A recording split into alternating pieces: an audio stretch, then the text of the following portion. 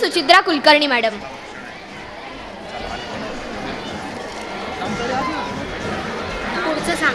माननीय श्री गंगाधर म्हात्रे यांना सन्मानित करतील अंजली लोहार, वैभवी धोपाटे, मनविता जोशी आणि श्री शशिकांत कोनकर।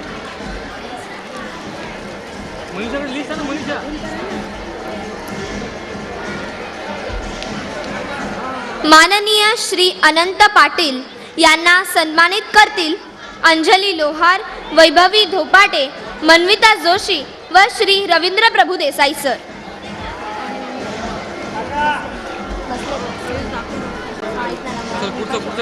माननीय अनुराधा श्याम तारे यांना सन्मानित करतील अंजली लोहार, वैभवी धोपाटे, अनुराधा श्याम तारे यांच्याऐवजी पुरस्कार स्वीकारतील श्याम तारे। अगडम बगडम हे आम्हा बालकांना सगळ्यात आवडीचं गीत आहे असं म्हणतात। अनुराधा तारे यांचं अगडम बगडम हे गीत आपल्या सर्वांचेच आवडते आहे। टाळ्या होऊन जाऊ देत। सारखं काय टाळ्या कंटाळतील। मुंबईहून खास उल्का विश्वासराव आज आपल्यामध्ये उपस्थित आहेत। मुंबईवरून खास माननीय उल्का विश्वासराव आज आपल्यामध्ये उपस्थित आहेत।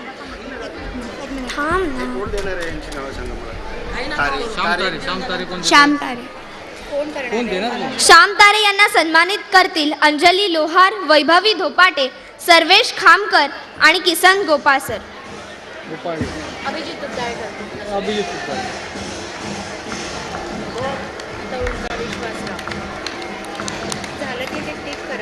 माननीय उल्का विश्वासराव यांना बालसाहित्य मित्र किताब देऊन सन्मानित करतील अंजली लोहार, मनविता जोशी, वैभवी धोपाटे व इंदुमती मॅडम।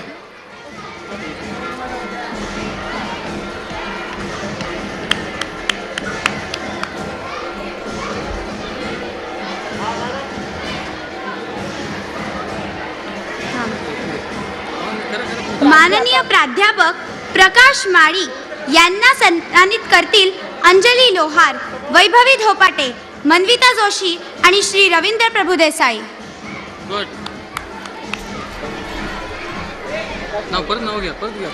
प्राध्यापक प्रकाश माळी यांना सन्मानित करत आहेत अंजली लोहार, वैभवी धोपाटे, मनविता जोशी व श्री रवींद्र प्रभू देसाई। श्री हेमंत नेहते यांना सन्मानित करतील अंजली लोहार, वैभवी धोपाटे, मनविता जोशी आणि श्री नेर्लेकर गुरुजी।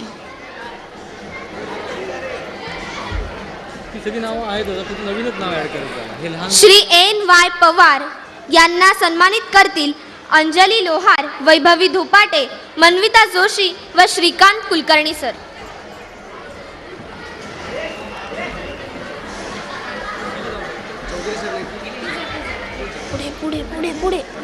श्री पुंडलिक ठाकरे यांना सन्मानित करतील अंजली लोहार, वैभवी धोपाटे, कुमार अथर्व फडके व अभिजित तुपदाळे। पुंडलिक ठाकरे यांना सन्मानित करतील अंजली लोहार, वैभवी धोपाटे, कुमार अथर्व फडके, अभिजित तुपदाळे सर। श्री नरेश मेगेरी यांना सन्मानित करतील अंजली लोहार, वैभवी धोपाटे, मनविता जोशी आणि श्री रवींद्र प्रभू देसाई।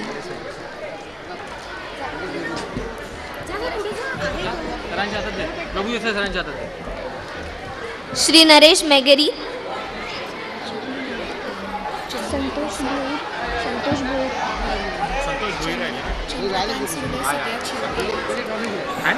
मी घेतो चंद्रकांत सर।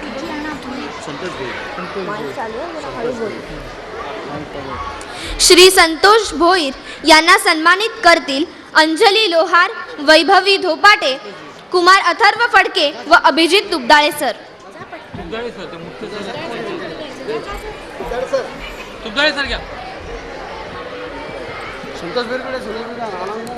माननीय श्री चंद्रकांत सुर्वे यांना सन्मानित करतील अंजली लोहार, वैभवी धोपाटे, मनविता जोशी आणि श्री रवींद्र प्रभू देसाई।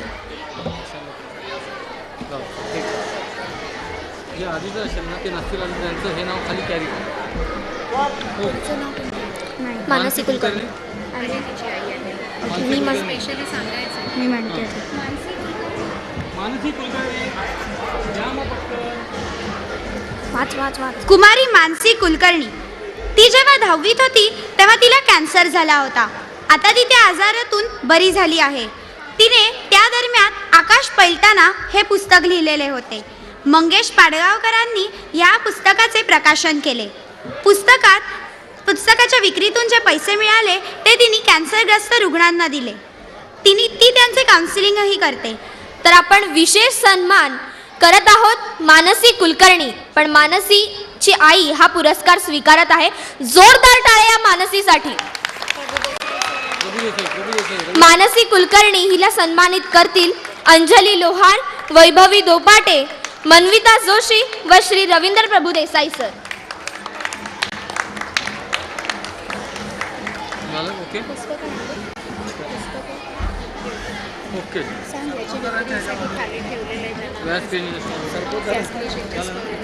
ज्यांना आकाश पैलताना हे पुस्तक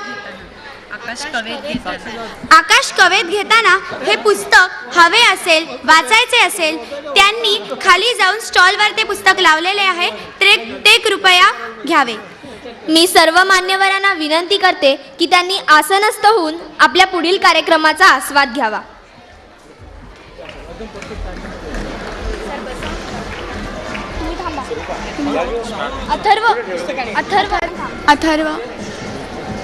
अथर्व चढणार काय? अरे अथर्व सर्वेश कुठे? सर्वेशला पण बोलव. सर्वे पहिला मी करते.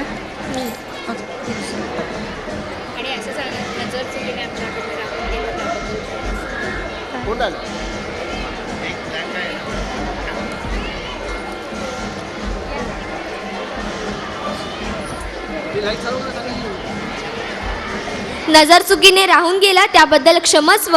पण आपण पुढील सन्मान देत आहोत.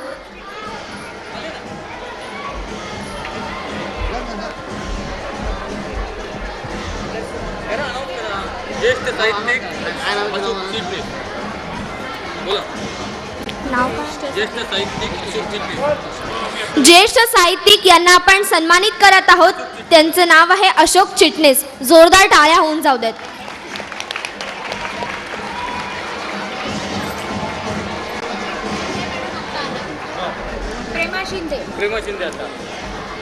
प्रेमा शिंदे आता इथे उपस्थित आहेत.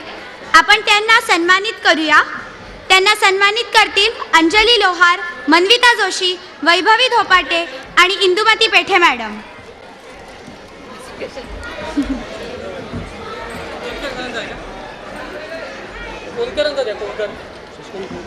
खाली ठेवलंय ना तिथे. टाळ्या होऊन जाऊ देत मॅडमसाठी.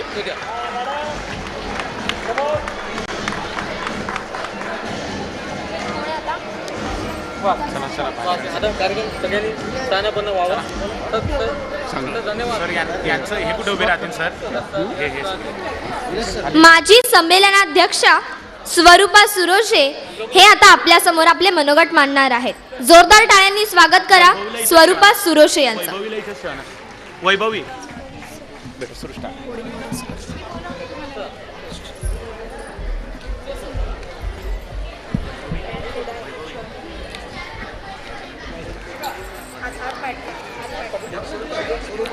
नमस्कार.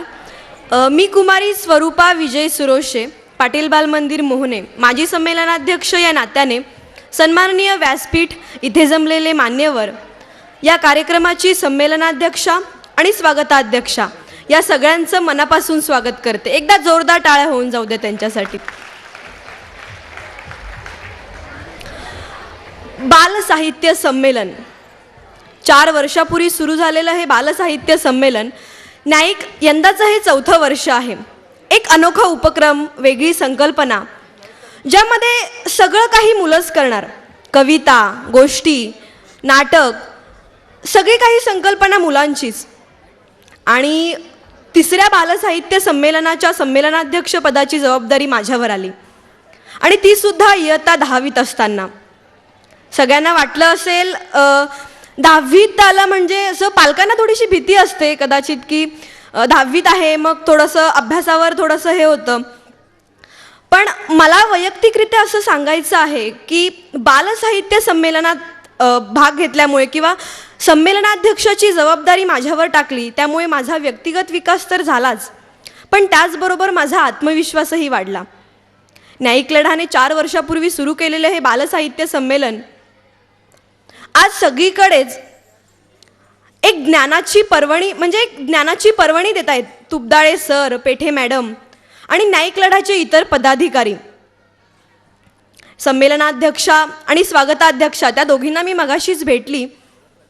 एक कराडची आणि एक शिराळ्याची आहे.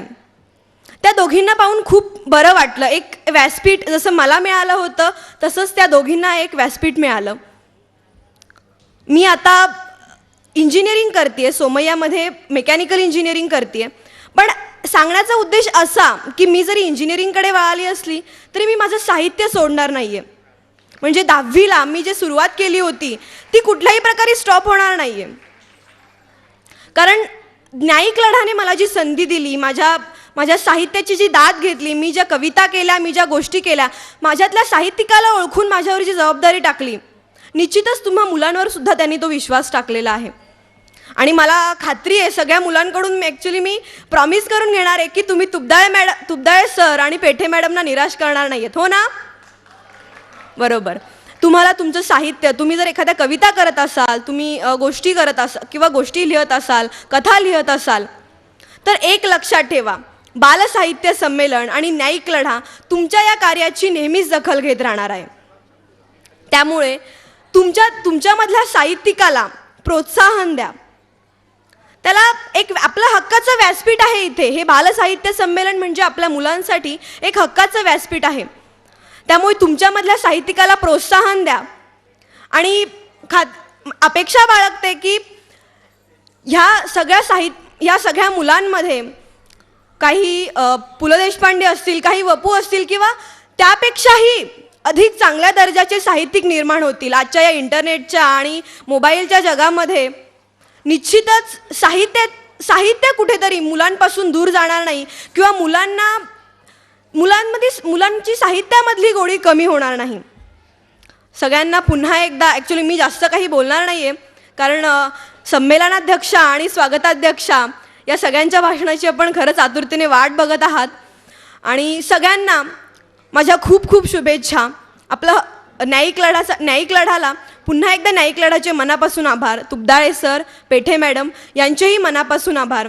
माझ्यावर जबाबदारी टाकली त्याच्यासाठी आभार. आणि विद्यार्थ्यांना एक सांगणं आहे माझं की तुम्ही कितीही आयुष्यात पुढे गेलात किंवा कितीही तुम्ही नाव कमावलं तरी ज्या व्यक्तींमुळे तुम्ही पुढे गेलेला असतात त्यांना कधी विसरायचं नसतं. आणि तुम्ही मोठे साहित्यिक झालात तर नक्कीच आमच्या तुपदाळे सर आणि पेठे मॅडम आणि न्यायिक लढाची आठवण काढा. आणि बालसाहित्य संमेलनामुळे आपण पुढे गेलो हे लक्षात ठेवूनच आपली पुढची कारकीर्द सुरू करा. संमेलनाध्यक्षा आणि स्वागताध्यक्षा या दोघींनाही माझ्या खूप खूप शुभेच्छा. त्यांच्या उज्ज्वल भविष्यासाठी खूप शुभेच्छा. इतके बोलून माझं मनोगत संपवते. जय हिंद, जय महाराष्ट्र.